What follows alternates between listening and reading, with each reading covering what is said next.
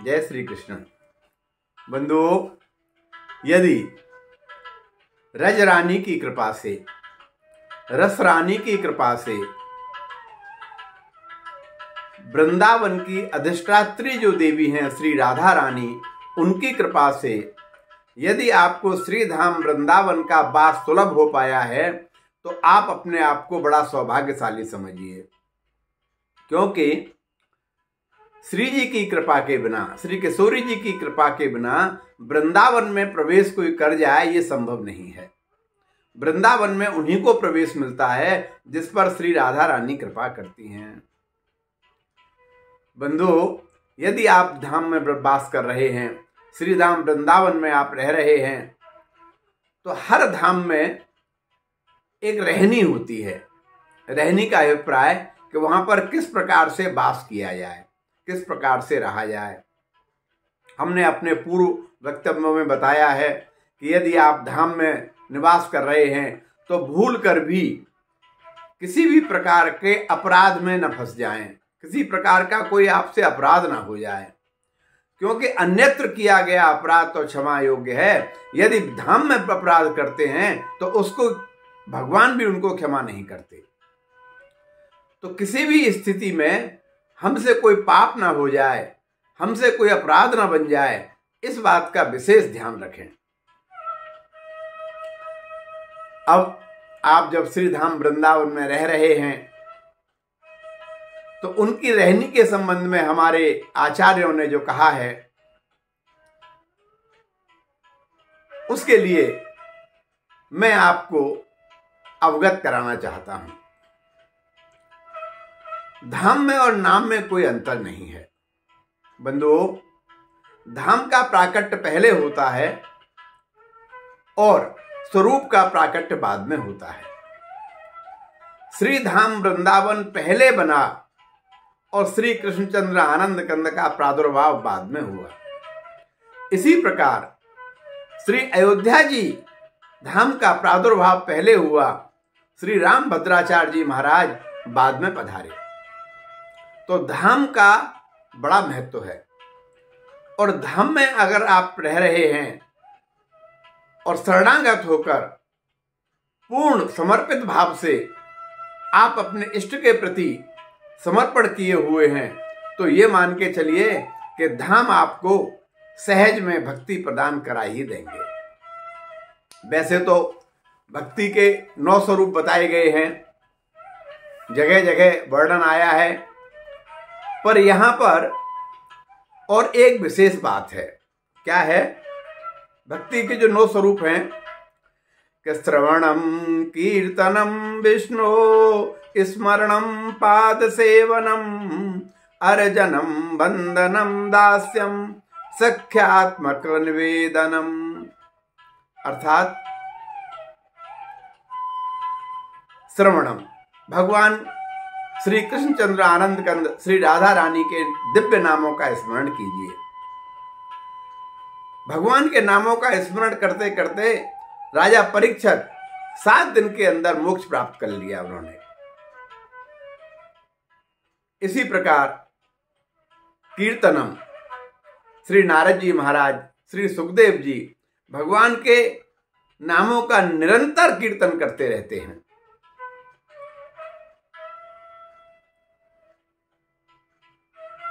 विष्णु स्मरणम, भगवान के नाम का स्मरण बनाए रखिए। जैसे भक्तराज प्रहलाद ने कितनी कठिन से कठिन परिस्थिति आई, लेकिन उन्होंने नाम का स्मरण करना नहीं भूले, नाम का निरंतर जप करते रहे। श्रवणम, अर्चनम बंदनम दास्यम, अर्चना कीजिए, बंदन कीजिए, दास्य भाव से उनकी उपासना कीजिए, सख्य भाव से उपासना कीजिए जैसे अर्जुन जी ने की थी। दास्य भाव, श्री हनुमान जी महाराज का दास्य भाव जगत में प्रसिद्ध है। और आत्मनिवेदनम, आत्मनिवेदन कैसे? जैसे महाराजा बलि ने किया। राजा बलि ने, उनके गुरु शुक्राचार्य जी महाराज ने कहा कि देखो ये विष्णु हैं, ये आपका सब कुछ हरण कर लेंगे, लेकिन फिर भी उन्होंने कहा अगर विष्णु हैं तो ये मेरे लिए परम सौभाग्य की बात है। आज तीनों लोकों का भरण पोषण करने वाले अगर मेरे यहाँ याचक के रूप में आए हैं तो इससे ज्यादा प्रसन्नता की बात मेरे लिए और क्या हो सकती है। तो इन भक्ति के भाव 9 भावों के अलावा ब्रज में एक और बहुत सुंदर भाव है, वो अन्यत्र कहीं देखने को नहीं मिलेगा, और वो भाव है गोपी भाव। जैसे दास भाव में अर्चक जो उपासक है वो अपने आप को दास मानता है, अपने स्वामी की प्रसन्नता में प्रसन्न रहता है।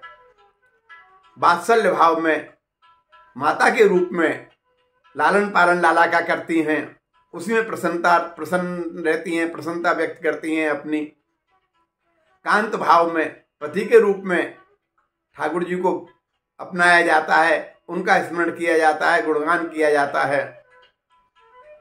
तो जितने भी भाव हैं उन सब में एक भाव है गोपी भाव, और गोपी भाव बंधुओं बड़ा अद्वितीय है।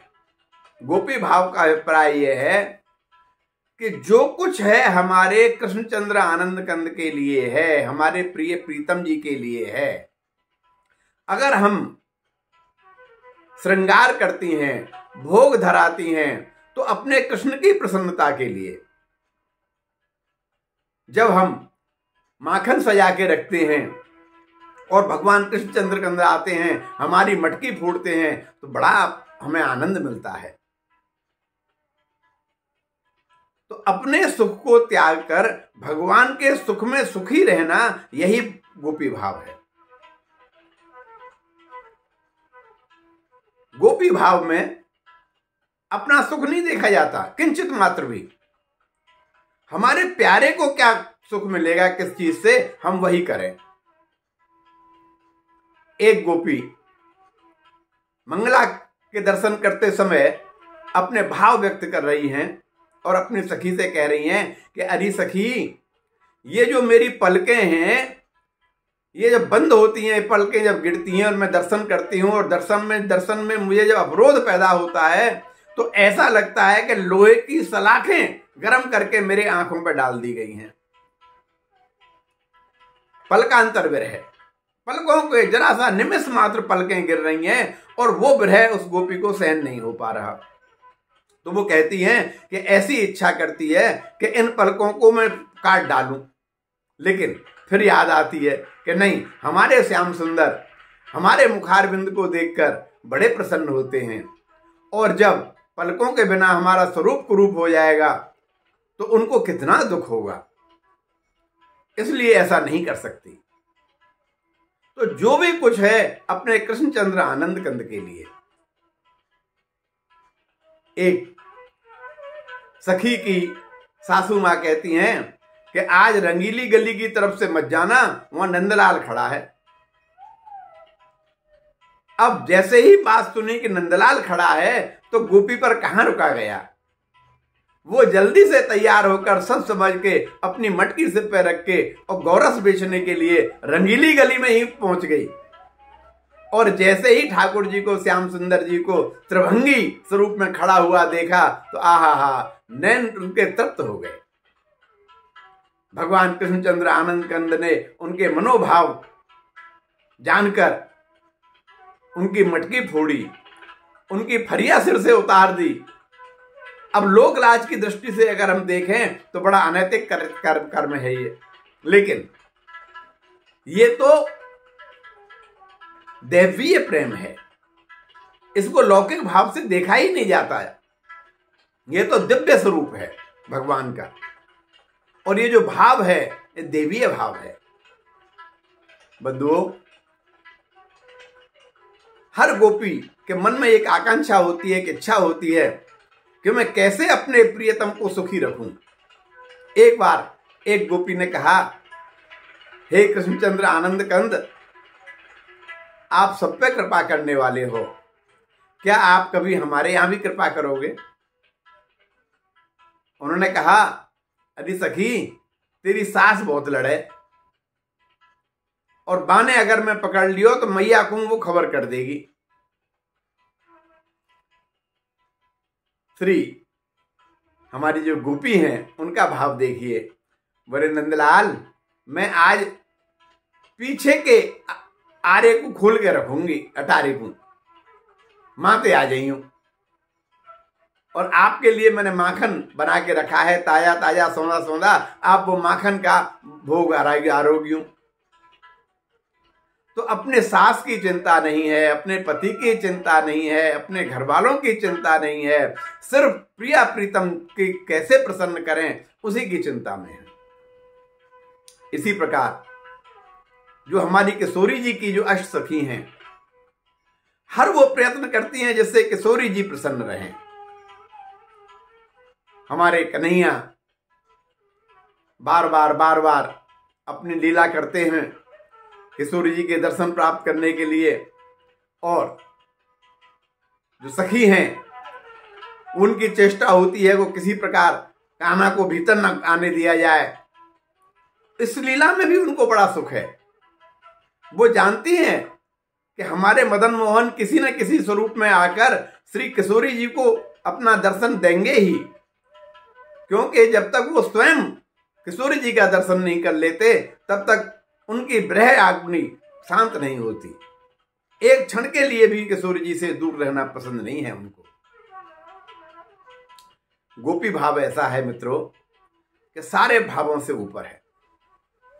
आपको याद होगा महाराष्ट्र में भूत भावन भोलेनाथ ने गोपी का स्वरूप धारण किया, और जब गोपी का स्वरूप धारण कर लिया तब ललिता जी ने उनको श्री राधा मंत्र दिया, और राधा मंत्र का जाप करते करते जब गोपी भाव का उदय हुआ उनके अंतर्गत, उनके हृदय में, तब जाके उनको महाराष्ट्र में प्रवेश कराया गया। इसी प्रकार देवर्षि नारद की इच्छा हुई कि वो ललित किशोरी और कुंज बिहारी के दर्शन करें। ललित किशोरी का अभिप्राय जो हमारी श्री जी 14-15 साल की अवस्था में हैं और हमारे ठाकुर जी 16 साल की अवस्था में हैं। तो ऐसा जो स्वरूप है, क्योंकि देवर्षि नारद तीनों लोकों में गमन करते थे, लेकिन उनका प्रवेश गोलोक में नहीं हो पाता था, और गोलोक में प्रवेश न होने के कारण उनकी ये इच्छा होती थी कि वो जो किशोरी जी श्री कृष्णचंद्र आनंद कंद अपने निकुंज विहार में जब प्रवेश करते हैं, वो जो लीला दिखाते हैं, मुझे उस लीला के दर्शन करने हैं। उन्होंने जो हमारी किशोरी जी की अष्ट सखियां हैं उनसे प्रार्थना की। योग माया श्री पूर्णमासी जी ने उनकी सहायता की और उनको गोपी भाव प्रदान किया। आज भी राधा कुंड और गिरिराज जी के मध्य में श्री नारद कुंड विराजमान है। नारद कुंड में नारदीय गोपी के रूप में श्री नारद जी महाराज विराजमान हैं। तो आप यदि उनके दर्शन करें तो आपको भाव आएगा कि बिना गोपी भाव के और सभी भक्तियां जो हैं वो सुलभ हैं, लेकिन कृष्णचंद्र आनंद कंद की भक्ति और किशोरी जी की भक्ति बिना गोपी भाव के नहीं आ सकती। भगवान श्री कृष्णचंद्र आनंद कंद ने अपने सखा उद्धव को, जो बृहस्पति के शिष्य थे, वो जानते थे कि श्री कृष्णचंद्र आनंद कंद परम ब्रह्म हैं। जब भगवान कृष्ण ने उनको ब्रज पठाया, वृंदावन में पठाया कि जाओ जो मेरी गोपियां हैं उनको धाड़स बंधाओ, तो उन्होंने कहा प्रभु मैं उनको क्या ज्ञान दूंगा, मैं वेदांती और वो स्त्रियां वो क्या ज्ञान सुनेंगी मेरा। उन्होंने कहा सखा आप जाओ तो, अरे अभी तो सूखे हो, वहां से रस में भीग के लौट के आओगे। कृपा तो ठाकुर जी भी कर सकते थे, भक्ति तो ठाकुर जी भी प्रदान कर सकते थे, लेकिन जो रस गोपियों के द्वारा प्राप्त हो सकता था वो रस प्रदान नहीं कर सकते श्री कृष्णचंद्र आनंद कंद। इसलिए उस रस को प्राप्त करने के लिए, उस रस को प्रदान करने के लिए उद्धव जी महाराज को श्याम सुंदर ने गोपियों के पास भेजा, और वही उद्धव जी जो भगवान कृष्ण को निराकार पर ब्रह्म कह रहे थे कि मैं जानता हूं आप ब्रह्म हो, आपको सुख दुख से कोई पीड़ा नहीं होती, आप इन सब से परे हो। तो भगवान कृष्ण ने कहा भाई तुम तो जानते हो कि मैं परम ब्रह्म हूं, पर मेरी गोपी नहीं जानती है कि मैं परम ब्रह्म हूं। तुम जाके उनको समझा के आओ। और जब 8 महीने बाद उद्धव जब लौट के गए मथुरा, और उन्हीं कृष्णचंद्र आनंद कंद से जो उनके परमाराध्य थे, जो परम ब्रह्म थे, उनसे कह रहे थे अरे निष्ठुर, तू यहां पर बैठा कैसे है? तू उन गोपियों के प्रेम को छोड़कर यहां पर कैसे विराजमान है? तेरा हृदय इतने कठोर कैसे है? तो मित्रों, यदि वृंदावन वास करना है, भक्ति माता की कृपा प्राप्त करनी है, तो अवश्य गोपी भाव अपने मन में लाइए। अपने श्याम सुंदर की प्रसन्नता के लिए वही कीजिए जो आपको सर्वाधिक उचित लगता है, सबसे उपयुक्त लगता है। वैसे तो श्री धाम वृंदावन में भक्ति माता यत्र तत्र सर्वत्र नृत्य करती रहती हैं, पर आपको यदि भक्ति माता प्राप्त करनी है, भक्ति माता का कृपा प्राप्त करनी है, भक्ति माता का आशीर्वाद प्राप्त करना है, तो आपको अपने अंतःकरण में गोपी भाव धारण करना ही पड़ेगा। और जिस दिन आपके अंदर गोपी भाव आ गया, आप ये मान के चलिए कि आपने श्री कृष्णचंद्र आनंद कंद और किशोरी जी का सानिध्य प्राप्त कर लिया। आप सभी का कल्याण हो। भगवत श्री कृष्णचंद्र आनंद कंद श्री किशोरी जी से मेरी प्रार्थना है कि वो आप सबको भक्ति प्रदान करें, श्री धाम वृंदावन में रहकर आप धाम की प्राप्ति करें, धाम की आपको प्राप्ति हो। जय श्री कृष्ण।